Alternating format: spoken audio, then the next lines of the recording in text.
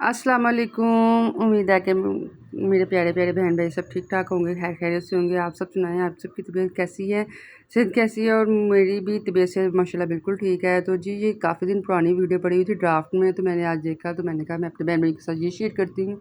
और ये वीडियो जिस दिन मैंने अपलोड करनी थी ना, उस दिन क्यों नहीं अपलोड कर सकी। उस दिन जी मुझे अल्लाह पाक ने जैसे ही मैं खाना बना के ना फ़ारिग हुई ना, तो फ़ोन आ गया। अल्लाह पाक ने हमें जी प्यारी सी छोटी सी क्यूट सी भतीजी दी है। तो फिर हम हॉस्पिटल से देखने चले गए। फिर वहाँ पे आपको पता है फैमिली के साथ मसरूफ़ियत होती हैं, 2-3 दिन वैसे भी लग गए। और जी ये मैं वीडियो अपलोड नहीं कर सकी। और जी फिर मैंने क्या किया, लिया आज आपके साथ वीडियो शेयर करनी थी, तो मैंने कहा ये वीडियो अपलोड शेयर करती हूँ अपने बहन भाइयों के साथ। तो यहाँ पर जी मैं बना रही हूँ आलू अंडे शोरबे वाले, मेरे हस्बैंड के मोस्ट फेवरेट हैं। सबसे पहले जी मैंने क्या किया, प्याज लाइट सा फ्राई किया, उसमें अदरक लहसुन और सब्ज़ मिर्च वो भी ना साथ ही शामिल कर दी थी, ताकि उसका कच्चापन ख़त्म हो जाए साबुत।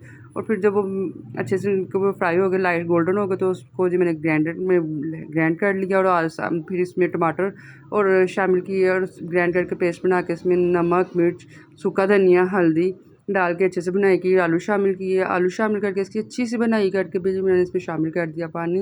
हालांकि जिस टाइम ना मेरे हस्बैंड कह रहे थे ना कि आज आलू अंडे शोरबे वाले बनाओ, तो मैं कहती थी इतनी गर्मी में आप अंडे बॉयल कह रहे हैं।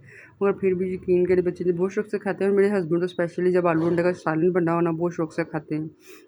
और अगर मेरे पीछे से आपको कोई आवाज़ आए तो इसको इग्नोर कीजिएगा। और फिर जी मैंने इसमें शामिल किया गरम मसाला, और गरम मसाले और अंडे शामिल बॉयल किए हुए कर दिए।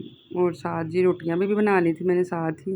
और मज़े के आलू अंडे तैयार हो गए थे। तो प्लीज़ वीडियो को लाइक शेयर और चैनल को सब्सक्राइब करना नहीं भूलना। और कमेंट में मेरी भतीजी के लिए भी दुआ करनी है कि अल्लाह पाक उसके नसीब प्यारे करे। अल्लाह हाफिज़।